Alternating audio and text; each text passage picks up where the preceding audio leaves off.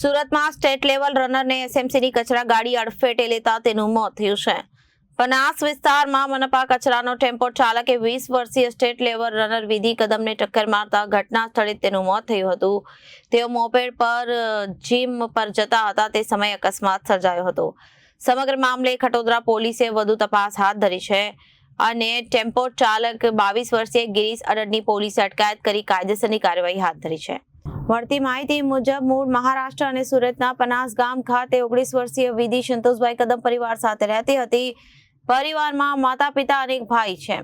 પિતા સિલાઈ કામ કરે છે જ્યારે મોટો ભાઈ ફૂડ કોર્ટ ચલાવી પરિવારનો આર્થિક રૂપે મદદરૂપ થઈ રહ્યો છે. વિધિ હાલ બીકોમના બીજા વર્ષમાં અભ્યાસ કરી રહી હતી. સ્ટેટ લેવલ સુધીની દોડના સ્પર્ધામાં ભાગ લઈ ચૂકી છે. વિધિએ ટૂંકી દોડમાં પણ ઘણા એવોર્ડ મેળવ્યા છે. હાલ વિધિ અભ્યાસની સાથે ભટાર ખાતે આવેલા જીમમાં ટ્રેનર તરીકે કામ કરતી હતી અને ત્યાં પ્રેક્ટિસ કરતી હતી.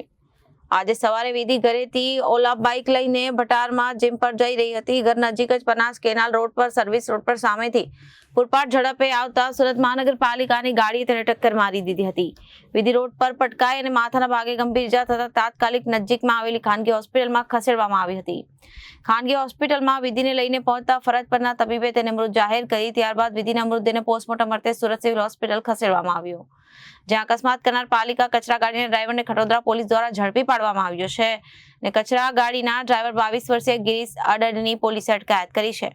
સુરત મહાનગરપાલિકાની કચરા ગાડી અકસ્માત કર્યો તે ગિરીશની પાસે પાક્કું ડ્રાઇવિંગ લાયસન્સ ન હતું. લર્નિંગ લાયસન્સ પર જ મનપાનો ટેમ્પો તે ચલાવી રહ્યો હતો અને લાયસન્સ વગર મનપાની ગાડી કેવી રીતે ચલાવી રહ્યો હતો તે એક સવાલ ઉભો થઈ રહ્યો છે.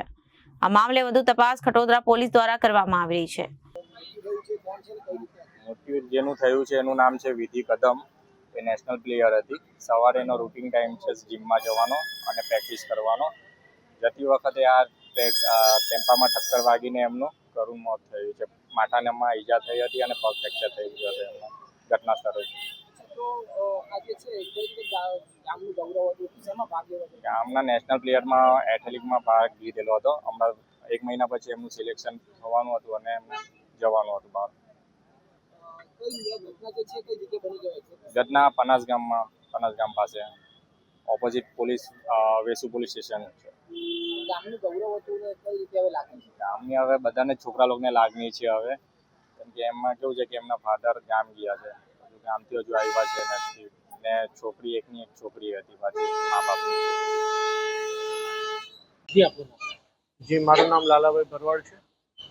કઈ જગ્યાએ શું ઘટના એવી રીતની છે કે અમારા જીમની અંદર ટ્રેનર છે વિધિ કદમ કરીને, જે સ્ટ્રીટ પ્લેયર રહી છે અને હાલ તે ખટોદરા વિસ્તારમાં પનાસ વિસ્તારમાં રહે છે. તો સવારે 6:30 વાગે જીમમાં આવતી વખતે એમનો સર્વિસ રોડથી આવતા હતા અને સામેથી એસએમસીનો ટેમ્પો હતો ડોર ટુ ડોર કચરાનો, જેની સાથે સર્વિસ રોડ પર જતા હતા બંને, અને ત્યાં ફેલ્ટર થયું છે. પરિવારમાં એમના પરિવારમાં એમના મમ્મી પપ્પા છે અને નાનો ભાઈ છે.